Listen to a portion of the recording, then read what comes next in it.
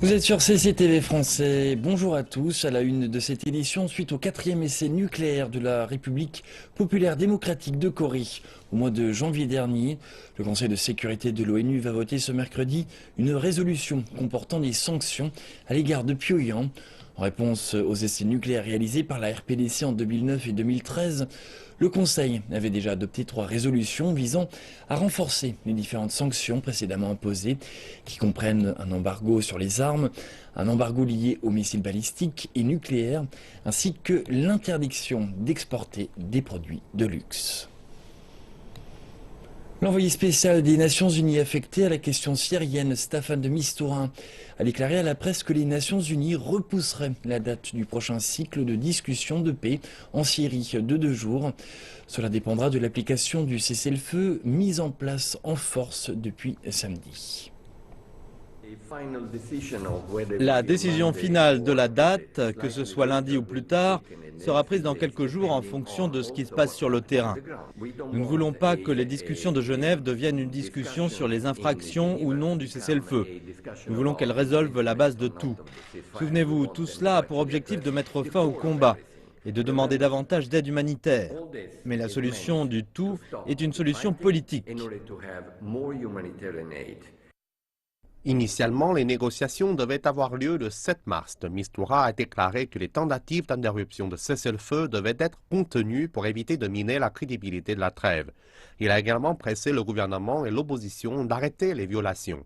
De Mistura souhaite que les deux côtés se concentrent sur la réforme constitutionnelle, la gouvernance et qu'ils tiennent des élections d'ici 18 mois. Il a également déclaré que la libération de prisonniers est en haut de l'agenda.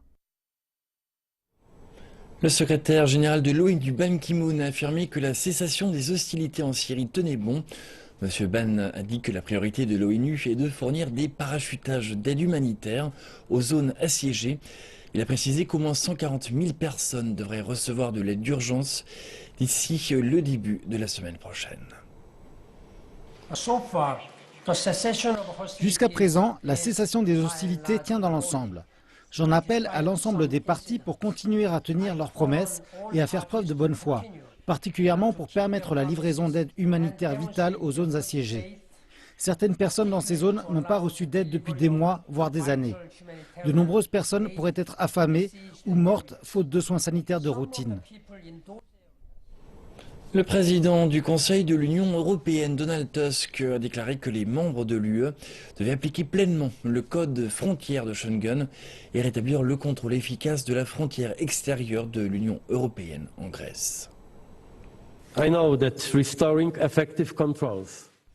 Je sais que le rétablissement des contrôles efficaces aux frontières n'est pas une décision facile, mais la vérité c'est qu'il n'y a pas d'alternative. Je ne peux seulement espérer que cette difficile vérité a enfin été comprise par tous en Europe.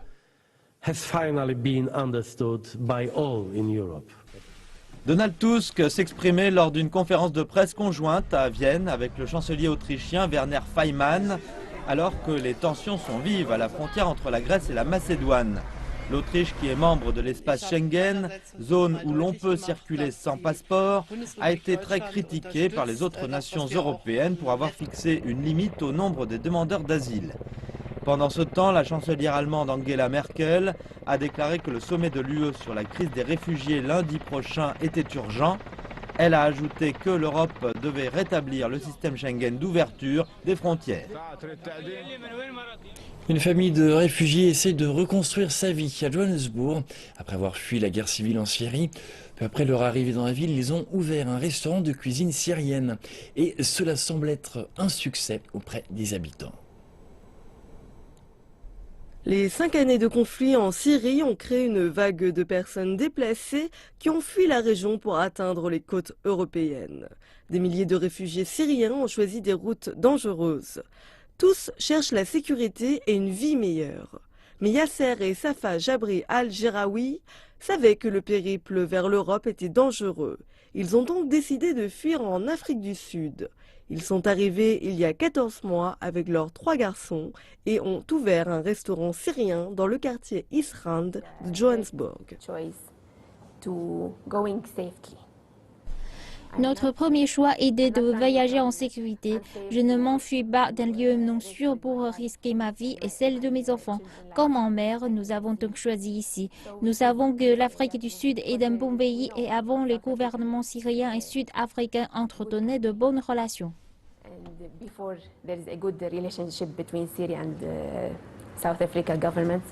Ne connaissant que très peu l'anglais, une valise par personne, commencer une nouvelle vie n'a pas été facile. Mais le couple est déterminé à réussir et ne veut pas être considéré comme des réfugiés. Nous sommes comme la plupart des autres Syriens qui cherchent simplement un lieu sûr. Nous sommes partis de notre pays pour être en sécurité. Nous devions recommencer notre vie en sécurité et c'est la raison pour laquelle nous avons quitté notre pays. Je trouve ça dur lorsque les gens disent que nous sommes des réfugiés. Je n'aime pas ça. Car avant, les Syriens ont reçu de nombreuses personnes venant du Koweït, d'Irak, du Liban, de la Turquie, et nous ne les avons jamais appelés des réfugiés, mais des frères et des sœurs. Nous avons ouvert nos portes. Je veux m'installer, rendre ma vie moins pénible, offrir de meilleures conditions à mes enfants pour qu'ils oublient ce qui s'est passé. Mais vous ne pouvez pas oublier ce qui s'est passé, et nous espérons rentrer en Syrie une fois que cela sera sûr. Le dur labeur de Yasser et Safa a payé. Le restaurant syrien se porte bien et les Sud-Africains peuvent découvrir une nouvelle saveur du Moyen-Orient. I cook from my heart with love. Je cuisine avec mon cœur et avec amour. C'est ma nourriture. Je suis fier de la Syrie. Je veux que les gens sachent que je suis syrien. Je veux donner une bonne image du peuple syrien. To give the people good picture about the Syrian people. C'est un nouveau début, une nouvelle cuisine, de la nourriture que nous n'avons jamais goûtée avant. C'est un endroit que je recommande. De savoir que la famille est arrivée ici en premier lieu, sans savoir ce qu'ils faisaient, de savoir qu'ils ont parcouru autant de chemins et ouvert un si magnifique restaurant, c'est remarquable. Au lieu de se tourner les pouces et ne pas savoir quoi faire, je suis très fière et contente qu'ils s'en sortent. Selon les Nations Unies, les Syriens sont à présent la population de réfugiés la plus nombreuse au monde. Mais Yasser et Safa ne veulent pas être considérés comme des réfugiés en Afrique du Sud. Ils veulent montrer que le peuple syrien est courageux et capable de reconstruire une nouvelle vie ailleurs. Ahmad al-Fathi al-Mahdi est accusé d'avoir coordonné et participé à la destruction de mausolées à Tombouctou durant le conflit malien en 2012. Cette affaire inédite pourrait créer un précédent si elle donne lieu à un procès. Reportage. Ahmad al-Fathi al-Mahdi est le premier djihadiste poursuivi par la Cour pénale internationale pour destruction d'édifices religieux et monuments historiques. Selon l'accusation, il est suspecté d'être un membre d'Ansar Dine, un groupe islamiste militant qui a pris le contrôle du nord du Mali en avril 2012. Ils ont établi une version stricte de la charia et détruit 9 mausolées à Tombouctou, qui considéraient être un blasphème. Cela a porté un coup dévastateur aux personnes de la région. Ces mausolées étaient comme la mémoire de la communauté musulmane à Tombouctou. Quand on parle de Tombouctou, tout le temps on dit c'est la cité des 33 saints, 333 saints. Tous ces saints ont leur tombeau à Tombouctou. Et tous ces tombeaux sont des lieux de pèlerinage, des lieux de recueillement.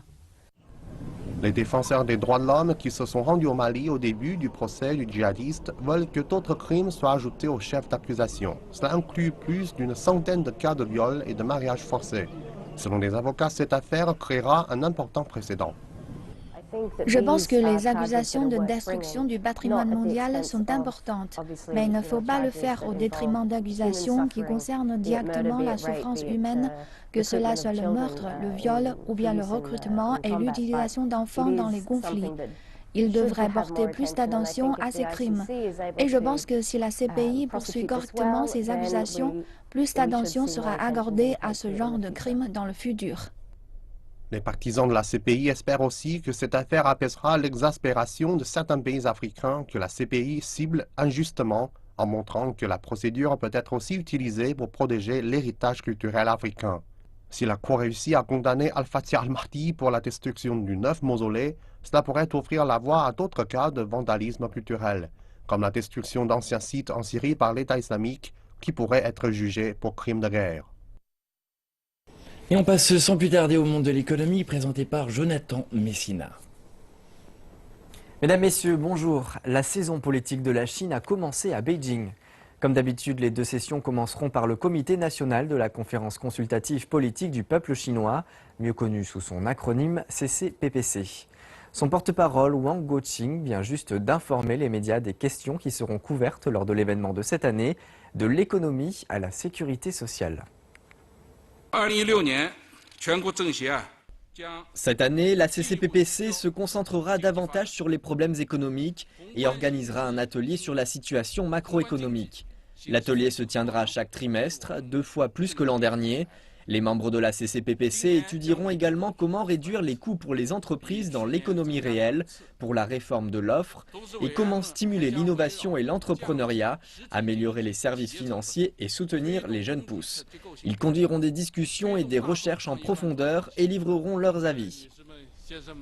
M. Wang a dit que la Chine est confiante qu'elle réalisera une croissance économique d'une vitesse moyenne à rapide en 2016. Il a ajouté que les 6,9% de croissance chinoise de l'an dernier étaient époustouflants comparés aux performances des économies internationales et que l'économie chinoise s'est développée avec une bonne qualité. M. Wang a dit que les membres de la CCPPC se concentreront également sur d'autres problèmes, dont l'environnement des affaires pour les étrangers et les systèmes de soins chinois. Ces dernières années, la CCPPC a attaché une grande importance à la réforme de la santé et des soins et nous avons mené des études et des recherches ainsi que des ateliers bi-hebdomadaires. Cette année, nous avons inscrit ce problème à notre agenda. À l'issue de la réunion de l'an dernier, le président de cette conférence avait donné des instructions pour mener des recherches, des études et des consultations sur ce sujet. Cette année, des équipes de recherche dirigées par 3 présidents vont prendre des contacts pour voir quelle est la situation réelle sur le terrain. La présentation et l'examen des propositions soumises par les membres de la CCPPC ont commencé avant la réunion officielle. 700 propositions ont déjà été soumises, couvrant un vaste éventail de sujets sur le développement du pays et les moyens d'existence du peuple.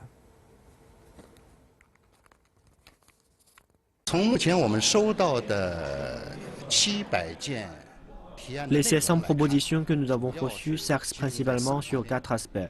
Le premier et le plus important d'entre eux porte sur le développement d'une économie saine et stable. Le deuxième se concentre sur l'application de mesures des principales réformes. Le troisième concerne l'amélioration de la civilité du peuple et le dernier sur l'amélioration de la qualité de vie du peuple. La session annuelle de la conférence consultative politique du peuple chinois va officiellement ouvrir ici à Beijing. Par avance, des centaines de propositions ont été soumises à un sous-comité pour évaluation. Voici le sous-comité de réception des propositions de la CCPPC. Il recueille et catégorise les propositions des conseillers politiques pour assurer qu'elles soient traitées une fois approuvées par la CCPPC. Elles seront envoyées aux ministres et aux commissions pour implémentation. Jusqu'à maintenant, plus de 500 propositions ont été soumises, un nombre qui ne cesse de croître.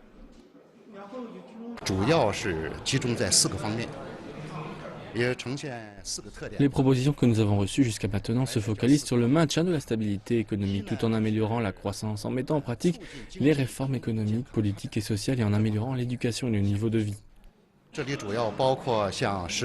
Parmi les propositions, plus de 450 proviennent des partis démocratiques et de la Fédération chinoise de l'industrie et du commerce. Le reste émane des membres de la CCPPC.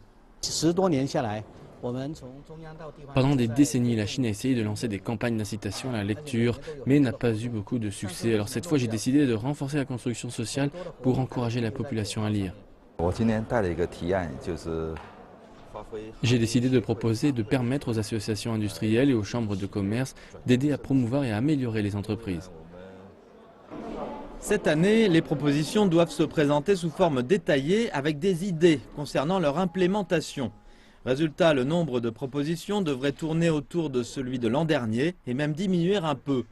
Qualité et pas quantité, tel est le nouveau mot d'ordre. La réunion entre l'Assemblée législative suprême de Chine, le comité permanent de l'Assemblée populaire nationale de Chine Et l'organe consultatif suprême, le Comité national de la conférence consultative politique du peuple chinois, est connu sous le nom de 2 sessions. Un centre de presse a été installé à Beijing pour faciliter le travail des journalistes. Plus de 3200 se sont enregistrés et plus de 1000 d'entre eux viennent de l'étranger. Il s'agit d'une légère hausse par rapport à l'an dernier. Le centre organisera plus de 10 conférences de presse et sera le lieu d'entretien. Le directeur adjoint Zhu Shouchen déclare que les journalistes peuvent trouver les informations des 2 sessions sur le site internet officiel et le compte WeChat du centre, ainsi que des mises à jour des annonces de conférences de presse et de réunions. La Chine demeure le pilote de l'économie mondiale, malgré le ralentissement intérieur. C'est l'opinion de nombreux universitaires étrangers que nous avons interrogés. La Chine est devenue le moteur de l'économie mondiale depuis qu'elle a entrepris ses réformes et son ouverture en 1978. L'expert chinois Zhang Yongyan dit que le pays a contribué à plus de 50% à la croissance économique mondiale depuis la crise financière mondiale de 2008. Il ajoute que la Chine continuera à alimenter l'économie mondiale. La Chine est la principale nation commerciale du monde et cette position ne changera pas dans le futur proche. C'est très important pour tirer l'économie mondiale. Une autre grande contribution chinoise au monde est sa nouvelle initiative de la route de la soie. Elle va explorer de nouveaux marchés et accroître le développement d'autres pays, à travers la coopération technologique et industrielle. Par ailleurs, l'internationalisation du renminbi et son inclusion dans le système de droits de tirage spéciaux contribuent au secteur financier mondial. Des experts économiques turcs ont aussi salué les réformes du côté de l'offre, sur lesquelles la Chine va se concentrer cette année. La chose la plus importante qui sera discutée lors des réunions politiques annuelles de la Chine sera la manière d'améliorer la qualité des produits. Si la qualité s'améliore, le marché mondial accueillera davantage des produits fabriqués en Chine. Et l'économie chinoise se fondera davantage dans l'économie mondiale. Ce nouveau plan économique intervient à une période critique et cette tendance devrait se poursuivre, alors qu'elle stimulera non seulement l'économie de la Chine, mais aussi bien l'économie mondiale. Par ailleurs, des économistes thaïlandais ont loué le pouvoir de consommation en hausse de la Chine comme un moyen de stimuler l'économie asiatique. Ceci parce que les pays voisins seront bénéficiaires du renforcement de la classe moyenne chinoise. Passons aux performances du jour des principales places financières asiatiques. Les bourses chinoises ont terminé en hausse mercredi. L'indice composite de référence de la bourse de Shanghai des actions A a clôturé à 2982,09 points, en hausse de 4,27%, et l'indice des actions B a clôturé à 357,76 points, en hausse de 3,70%. L'indice de la bourse de Shenzhen des actions A a fini à 1840,81 points, soit une hausse de 4,71%. L'indice des actions B a clôturé à 1137,95 points, en hausse de 2,56%. L'indice Nikkei de la bourse de Tokyo a bondi de 4,11% mercredi à la clôture, tiré vers le haut par des statistiques américaines qui ont enthousiasmé Wall Street et donné du tonus au dollar face au yen. L'indice des 225 valeurs vedettes a gagné 661,04 points à l'issue des échanges à 16 746,55 points, retrouvant des couleurs après un début d'année exécrable.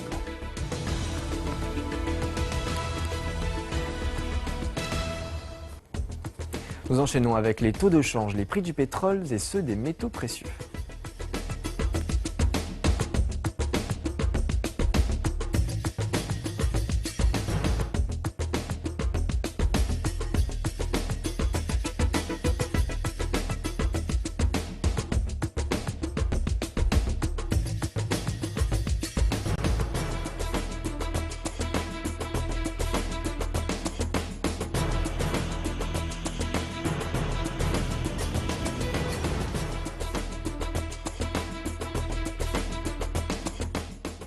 L'indice de prospérité de logistique en Chine pour le mois de février a été dévoilé mercredi et les données n'ont rien révélé d'encourageant.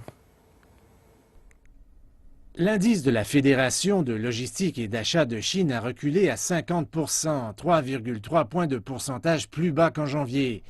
La Fédération cite des raisons saisonnières comme la fête du printemps pour cette baisse. En attendant, le prix des services de logistique a augmenté à 51,7% en février. C'est 4 points de pourcentage plus élevés que les données enregistrées en janvier. Les analystes disent que la main-d'œuvre en logistique a été limitée pendant le Nouvel An chinois et que cela a causé une baisse des activités et une augmentation des prix des services. Cependant, les analystes disent aussi que l'industrie de la logistique en Chine est généralement stable. L'indice de prospérité de logistique a chuté en février, ce qui montre que l'industrie est touchée par des changements saisonniers. Mais les données montrent quand même une expansion, ce qui prouve que l'industrie de la logistique en Chine est stable. Et c'est la fin du monde de l'économie. Retour au plateau avec Yves Mouillet. Et on passe à l'Afrique à présent. Durant le pic de l'épidémie d'Ebola en Sierra Leone, un hôpital dans la capitale construit par la Chine s'est révélé indispensable dans la lutte contre le virus. Maintenant que l'épidémie est en voie de disparition, le local retourne à la normale, offrant des services de santé classiques aux habitants de Freetown. C'est un lundi ordinaire et une foule de patients a déjà commencé à faire la queue pour recevoir des soins. Ils attendent le docteur Kanou, le directeur de l'hôpital qui a étudié en Chine pendant près de 10 ans. Cet hôpital est le meilleur de Sierra Leone parce que les gens savent qu'une équipe chinoise y travaille et nous avons différents équipements comme des scanners, des rayons X, des machines à ultrasons et un laboratoire dans lequel nous conduisons de nombreuses expériences. Cet hôpital reçoit entre 50 et 80 patients par jour. En raison du manque de médecins locaux, des membres de l'équipe chinoise constituent toujours le gros du personnel de l'hôpital. La Sierra Leone manque sérieusement de médecins. Durant la période d'Ebola, nous avons même perdu des médecins, une douzaine. Donc nous manquons vraiment de médecins locaux et nous sommes très reconnaissants envers l'équipe chinoise. Nous sommes reconnaissants envers le gouvernement chinois. Le docteur Tran Rao est le chef de la 17e équipe médicale chinoise en Sierra Leone. Depuis leur arrivée en avril dernier, lui et ses collègues ont eu pour tâche de reprendre les rênes de l'hôpital pour assumer les fonctions journalières de diagnostic et de traitement. D'abord, il faut être bon dans tout ce qui est médecine de base pour que les gens en bénéficient directement.